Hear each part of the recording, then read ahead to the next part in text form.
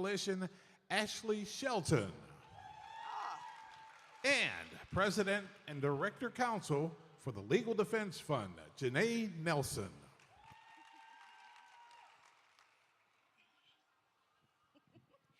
It is so great to be here today. It's wonderful. It Good to see you. And so I'm so glad we get to do this.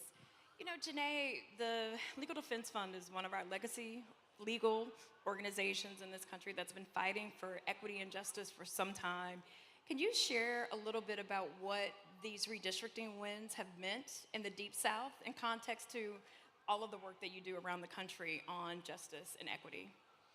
Thank you, Ashley, for that question. And thank you all for being here Yes. to be part of this really important conversation about voting and democracy. So, Ashley, you asked about redistricting, and I'm sure all of you know redistricting is that process where you draw the lines for the districts in which different candidates will run for office. And we have been litigating cases to make sure that those lines are fair and allow Black communities to elect candidates of their choice. And we had the pleasure of working with your organization, Power Coalition for Justice and Equity, in helping this state of Louisiana get its second majority Black congressional district for Congress. For Congress. So this was not just a win for Louisiana and for the communities that we worked with to get it done. This is a win for America. This is a win for our entire Congress. And we also were able to get a majority Black district in the state of Alabama. So we are sending 2 candidates to Congress elected by Black communities when we go to the polls in November. So that's the context of those wins. And I'm not even mentioning the wins in the state legislature. Yes. So this was powerful, powerful. You know, I think, one of the things, the name of this panel is what to do when you can't scream any louder. And I think one of the things that I always reflect on is that when you can't scream any louder, you fight. You fight. I think always in these fights that it is hardest right before there's a breakthrough. And I think that we're in a moment where we're in the fight of our lives. And so can you talk a little bit about, like your thoughts on democracy? Like what's in front of us? What's in front of voters right now? What is that fight? So the fight that we're facing right now is, frankly, in my lifetime, the most severe and significant one that we've ever faced. This is not a drill.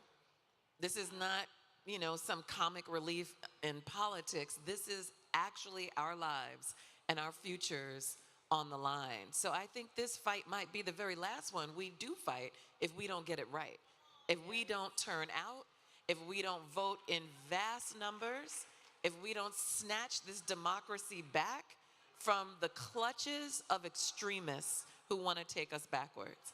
And Ashley, I know you know a lot about fighting, and especially fights that look impossible. And both of our organizations, I think we thrive on inverting impossibility. Absolutely. We thrive on looking at a challenge and turning it on its head. And so I would love for you to share with everyone here how you came to the fight for these districts in Louisiana, because everyone said it couldn't be done. They did, indeed. So what made you even think you could do it? The Power Coalition for Equity and Justice, part of our work is to build pathways to power for historically disenfranchised communities. And when the Power Coalition, that's about to celebrate its 10th year, when we did our Congratulations. Thank you, yes, 10 years of equity and justice. And a lot of that in support, that was supported by the Legal Defense Fund. We've expanded voting rights for the last 5 years. And we even continue to do it this year in this environment. And so, again, like for Power Coalition, it's about what does it mean to have pathways to power? But from the beginning to today, we always knew that redistricting was our North Star. That the North Star for power had to be redistricting and making sure that African-American voters and other voters of color had access and a pathway to elect candidates of choice. I think the other thing that we knew was that, we have a third of the state of Louisiana is African-American. So 33% of this state is African-American, and it is not reflected in our legislature. It is, certainly not reflected at the local level either. And so this is about how do we bring our folks to the table? How do we build that power? How do we actually build, a very competitive electoral process where we actually challenge some of these folks that are running in seats unopposed many times? And so for Power Coalition, our journey from 10 years ago to today has really been about what are the inflection points for building power. And what I'm really proud of is that, it's been impossible every single year, but these last 2.5 years fighting for fair districts has been intense.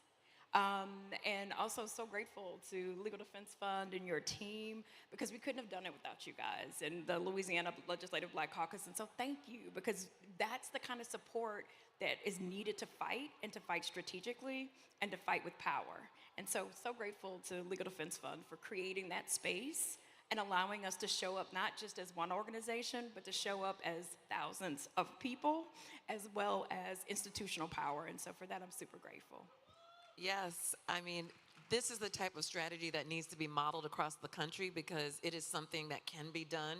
We are in a multiplicity of states, mainly in the South, and we look forward to partnering with local organizations and state organizations all the time so that we can build Black political power.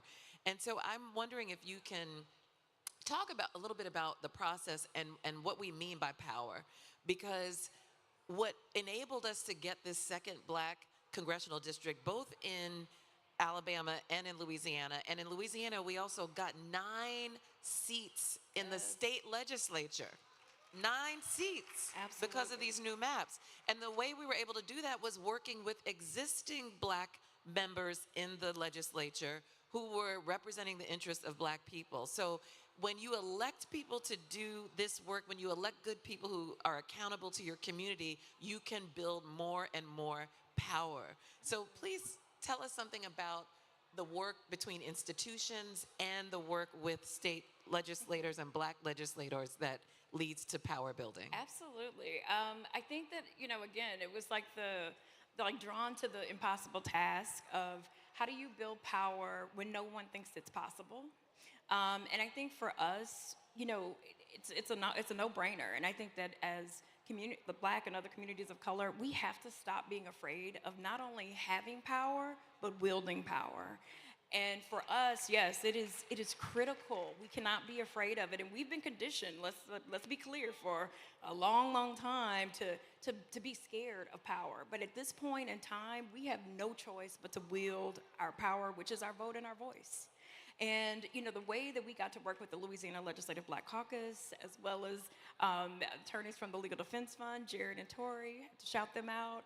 It was beautiful. It was long days, early days, late nights, and it was all of us working together to make this happen. So Jared would meet with the Legislative Black Caucus early in the morning, really have everyone coalesce and understand what was the most powerful way to show up in these committees, show up at the legislature on the floor, on the House and the Senate side. And then what I loved the most was that, for the first time in the state of Louisiana, we had historic, unprecedented participation by the citizens of Louisiana in our redistricting process, in the history of our state.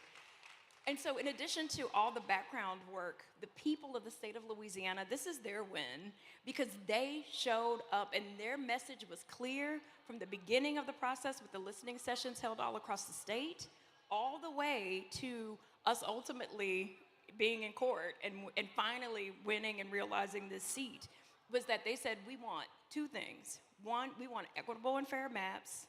And then the second thing was, and what that looks like is 2 majority-minority seats in Congress. And that is indeed what they have done. And now we are talking to the people, now we have to stand in that power. We have to stand in that power. Mm-hmm. Well, I love that you said that we must wield our power, and that sometimes we're not comfortable with that, because I think we think of power as something negative or something that can be abused, which it can. Yes. But the reality is, when Black people get power, what do we do with it? Share. We make this country better. We pass civil rights laws. We improve the conditions not only of our community, but of all communities. So when Black people get power, we empower others, we empower our communities, and we make America the best country it can be. So we should never be afraid of that power. We should be leaning into it. And so one of the things that I want to talk a little bit about is, like, I think everybody's lots of feelings about this election and worried about our young people, worried about like who is going to fight for the future of democracy and the future of this country. And so can you talk a little bit about the electorate and then a little bit about what we're fighting, specifically around the policy agendas that we're being faced with, or that's kind of floating around that folks are ignoring or that we're not seeing in the press?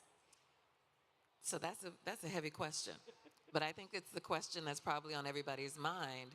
And I'll start with that last part, and that is the policy agendas that are floating around. So many of you heard, if not before the BET Awards, you heard Taraji tell you that there's something called Project 2025 out there. And it is nearly 1,000 pages of ways to dismantle democracy. It is basically a modern-day Southern manifesto. It is a document of resistance and the reversal of all the rights and protections that we have fought to secure. It is one of the scariest and most dangerous documents I have ever read. And I read nastiness all day long. And I'm telling you, this is a severe threat to our democracy and to Black people in particular. And so the policies in that agenda are for anyone to take up. It's out there for anyone to potentially adopt if they get power. And I will add, not just at the presidential level, but state and local governments can look at that document and try to use that to take over local Black power and usurp power from state officers. It is a dangerous playbook. And the only antidote to that is to make sure that we are electing candidates who will serve the best interests of Black communities and the best interests of democracy. So I can't tell you who to vote for. That's not my job. We are a fully nonpartisan organization, but I can tell you what to look out for. I can tell you the issues to be aware of and to be wary of. And we have to be discerning voters in this moment. We cannot get caught up in distractions because too much is on the line. And what is giving me hope, though, because you mentioned the youth, when I think about our electorate and I think about the composition of our electorate, voters who are between 18 and 29 years old were about 23% of the vote, or 23% of them voted, which is really a small number if we think about it. And of Black eligible voters, and I'm talking about the 2022 elections, of Black eligible voters, it was only about 15%. Now that was a midterm. More will come out, we hope, for November. But the potential is there. We've got numbers. If we think about the Generation Z and millennials, they will comprise about 37% of this electorate in November. That is equal to the percentage of baby boomers and other voters at the other end of the age spectrum. And the biggest difference between those different pieces of the electorate is that the young people are so diverse. They are Black and brown and Asian and Native. They are LGBTQIA. They are the group that is more likely to have a college degree. This is an energized, educated, and rights-informed group. And if they turn out in ample numbers, I can only imagine what they can make of this democracy, what we all can do together. So I see hope in that. And we just have to bring our young people in and to the ballot box. No, absolutely, absolutely. I think, and I think it's also too doing some of the old school things. Like, our parents always brought us into the ballot booth. It's, my grandmother would call, my aunt would call, like the 3 calls. Did you go vote? Did you go vote? By the time the end of the day was there, I was exhausted because I was just like, I voted. was like, let me tell everybody I voted, no call, okay? But I think it's those kinds of things that we take for granted, but that become so powerful in these conversations. And one of the things that the Power Coalition is going to do this year for the election season is that we will be going around the state. Yes, we'll be going around the state. Doing what we call in honor of Freedom Summer. It's the 60th anniversary of both the Voting Rights Act and Freedom Summer. Power Coalition will be working with volunteers from across the state and whoever else will join us to register voters, because we have over 200,000 unregistered African American voters and other voters of color in the state of Louisiana. That's a big number. And so we are going to do the work to move throughout this state to excite and engage Black voters about what's in front of them and what the opportunity is. And so you will see us all over the place.